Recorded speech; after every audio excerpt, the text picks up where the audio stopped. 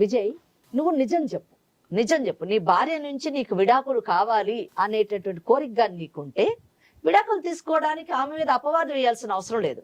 ఏదో కారణం చేత తీసుకునేటటువంటి అవకాశం ఉంటుంది. కానీ ఇటువంటి అపవాదు వేసి నువ్వు విడాకులు తీసుకుంటే అది నీ మటుకు, నీ భార్య మటుకే కాదు, దాని యొక్క ప్రభావం పిల్లల మీద కూడా ఉంటుంది. కనుక బాగా ఆలోచించి నిజం చెప్పు. నిజం చెప్తే దానికి పరిష్కారం ఏంటి, దాన్ని ఏ విధంగా ఆ సమస్యను మనం పరిష్కరించవచ్చు అన్నది ఆలోచించవచ్చు. నిజం చెప్పు. నిజం మేడం, నేను మా ఆవిడ అంటే నాకు చాలా నమ్మకం మేడం. అప్పుడు నేను చాలా అంటే చాలా మా ఊర్లో ఉన్నప్పుడు అన్యోన్యంగా అసలు చాలా ఒక తనే నా సర్వస్వాన్ని చూసుకునేవాడిని. తనను మా అమ్మాయిని మా సొంత అన్నయ్యలాగా తనకి పరిచయం చేసి నా ఇంట్లోకి తీసుకెళ్ళి ఒక అన్న చెల్లెలు ఉన్నట్టుగానే ఫీల్ అవ్వి తనతో రాఖీ కట్టించి, తర్వాత నేను ఎక్కడికన్నా బయటికి దూరంకి వెళ్ళినప్పుడు అప్పుడు అన్న చెల్లెల కింద మీ చెల్లిని తీసుకోరా అని చెప్పి వాడికి అప్పు చెప్పి వెళ్ళి అన్నీ నేను అసలు నేను ఊహించలేదు మేడం. ఇలా ఉన్న ఇద్దరు కూడా చాలా అన్న చెల్లెలు అని నాకు దానికి సొంత అన్న కింద, నాకు సొంత బావ కింద చూసుకునే ఒక వ్యక్తి ఇలా చేశాడని నేను అసలు నమ్మలేకపోతున్నాను. ఏం మాట్లాడుతున్నారండి? ఆహా, ఇలా నువ్వు చూసావా లేకపోతే ఎవరైనా చెప్తే విన్నావా? నేను చూసాను మేడం. నువ్వు చూసావు? ఉన్నాయి మేడం, ప్రూఫ్స్ ఉన్నాయి మేడం. విజయ్, ఏమా ఇక్కడ చాలా అమాయకంగా ఉంది ఈ అమ్మాయి. ఈ అమ్మాయి చెప్తుంటే కూడా నమ్మాలనిపిస్తుంది. కాదు నువ్వు చెప్తుంటే కూడా కాదు. విషయం ఏంటంటే నువ్వు చెప్తున్న ప్రతి దాంట్లో కూడా నేను ఎప్పటి నుంచి నా అమ్మాయిని బాగా ప్రేమించాను, ఆరాధించాను, అయినా నన్ను మోసం చేసింది అని చెప్తున్నావు. కానీ నీ భార్య వచ్చి ఇక్కడ ఏం చెప్తుంది తెలుసా? నీ గురించి ఏమీ చెప్పలేదు. నా భర్త మంచివాడే, కానీ నాతో సరిగా మాట్లాడట్లేదు, నాతో సరిగా బిహేవ్ చేయట్లేదు అనే మాటే చెప్తుంది. ఇక్కడ మరి నా భర్త నాతో ఉండట్లేదు, కొంత ఆవిడ అలవాటు ఉందా? లేదు. కొన్ని కొత్త పరిచయాలు ఏమన్నా అయ్యాయా? అది లేదు. ఏది లేదు కానీ నాతో మాట్లాడలేదు అని మాత్రం చెప్తోంది. పూర్తిగా ఆ అమ్మాయి నీ మీద ఏమీ చెప్పట్లేదు, 100% నేను నమ్ముతోంది. ఇక్కడ వచ్చేటప్పటికి అంటే మాకు ముందుగా అడిగింది ఏంటంటే అతను తీసుకొచ్చావేంటమ్మా మా అన్నయ్య అని చెప్తుంది. అన్నయ్య ఎలాగమ్మా అంటే మా హస్బెండ్ యొక్క ఫ్రెండ్ అని చెప్పింది. అలాగే మీకు పల్లెటూరు నుంచి ఇక్కడ తీసుకురావడానికి కూడా కారణం అది. అంటే ఇన్ని రకాలుగా హెల్ప్ చేశాడు కనుక అన్నయ్య అనుకున్నాము. అంతే కదా, వాళ్ళు ఏది చెప్తే అది నమ్ముతాం. ఇప్పుడు నువ్వే చెప్తే అది నమ్మడానికి మేము కూడా రెడీగానే ఉన్నాం. కాకపోతే ఫ్యాక్ట్ చెప్పండి, మీకేమనిపించింది, మీరు ఏం చూశారు, మీరు విన్నారా, చూసారా, ఎవరైనా చెప్పారా? విన్నాను సార్. విన్నావు, చూడలేదా? చూడలేదు. మీకున్న సాక్ష్యాలు మా ముందు పెట్టగలరా? తప్పకుండా పెడతాను. మమత, ఏంటి మీ ఆయన ఏదేదో మాట్లాడుతున్నాడు, నువ్వేమో ఇందాక మా ఆయన చాలా మంచోడు అది ఇదన్నో, ఇదేనా మంచితనం? ఏంటండి ఇలా మాట్లాడుతున్నారు మీరు? ర్యాగ్ కూడా తెప్పించి కట్టించారు కండి. చేయాల్సిన చేసేసి నువ్వు ఏదో నాటకాలు అడగండి. చూడండి మేడం, విడాకులు తీసుకోవడానికి ఇదే కారణం దొరికింది. నాకు విడాకులే కావాలి. విడాకులు విడాకులంట ఇస్తారా? నాకు మాట్లాడితే అదే మాట్లాడుతున్నావు ఊరికే. నాకు ఒకటేమనిపిస్తుంది అంటే ఈయన కోపం, ఈయన ఆవేశం కనుక చూస్తే చాలా ధైర్యంగా మా ఆవిడ తప్పు చేసేది, వీడు మంచోడు కాదని చాలా ధైర్యంగా గట్టిగా చెప్తున్నాడు. ఈమె నోట్లోంచి ఈయన చెప్పిన మాట వల్ల ఒక మాట కూడా రావట్లేదు ఆవిడ నోట్లోంచి.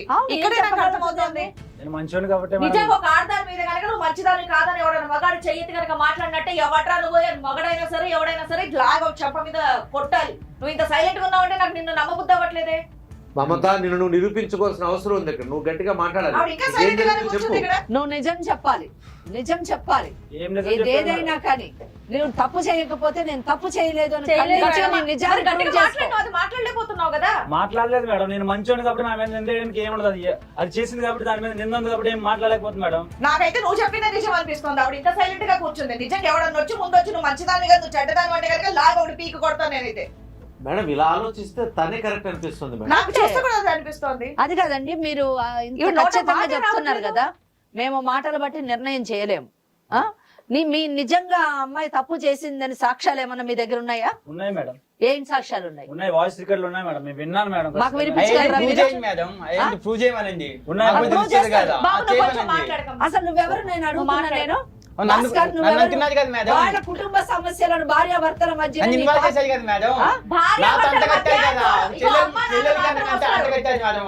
అదే అది అంటగట్టారో నిజమో తెలుస్తుంది.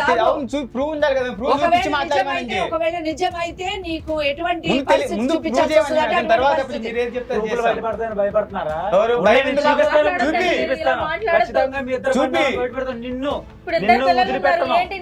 ఇన్ని రోజులు మన ఫ్యామిలీ అంటే నాకు ఇష్టము పోయింది, నేను ఏవి సైలెంట్ గా ఉన్నాను, నువ్వు ఇప్పుడు బజార్లో ఇట్టో, నేను ఖచ్చితంగా ఇప్పుడు ప్రూఫ్లు తీసుకునే వస్తాను. మీరు ఒకటి గుర్తుంచుకోండి, మీకు ఇద్దరు పిల్లలు కూడా ఉన్నారు, దాన్ని బట్టి ఆలోచించుకొని మాట్లాడండి. ఏం మాట్లాడినా సరే పిల్లలు ఉన్నారు, ఇప్పుడు వదిలేస్తానంటే ఎలా అవుతుంది? నేను పిల్లల్ని చూసుకున్నాను, నీతో మాత్రం ఉన్నాను. నేను ఈవిడికి విడాకులు ఇచ్చేసి పిల్లలు ఉంచుకుంటావా? ఉంచుకుంటాను సార్ నాకు ఈవిడ మొత్తం మీద ఈవిడితో కాపురం చేయడం నీకు ఇష్టం లేదు. ఇష్టం లేదు సార్. 100% విడాకులు కావాలి. 100% నీ దగ్గర Proofs 100% ఏంటో evidence చూద్దాం, ఉన్నాయి. ఎందుకంటే ఇవే ఈయన 100% నిజము. ఉన్నాయా? ఉన్నాయి సార్. ఉంటే ఇక్కడ మేడం గారు కూడా ఉన్నారు కనుక యాజ్ అడ్వకేట్ వారికి అన్ని విషయాల మీద పూర్తి అవగాహన ఉంటుంది.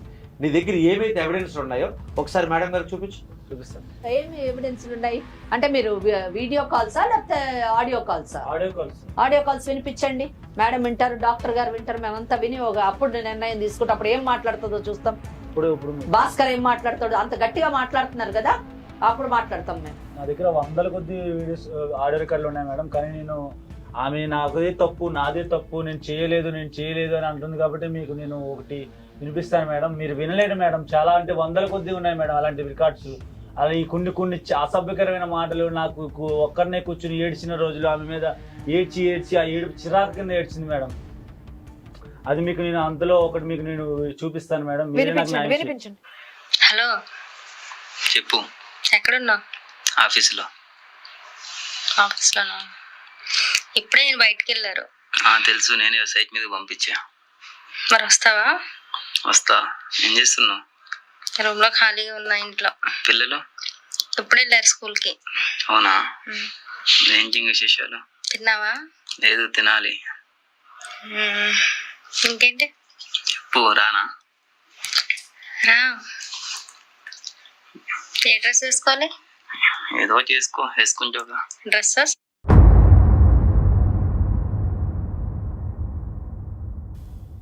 చూసారా madam? Voice is very clear madam. ఇంతకు మించి ఇంకా వినలేం కూడా. వాయిస్ ఇస్ క్లియర్ కంటే content is very clear. Yes madam. అంటే యాజ్ ఎ లాయర్ మీకు చాలా ఈజీగా అర్థమవుతుంది. దురదృష్టకరమైనటువంటి విషయం. ఎందుకంటే చాలా ఎందుకంటే క్లియర్.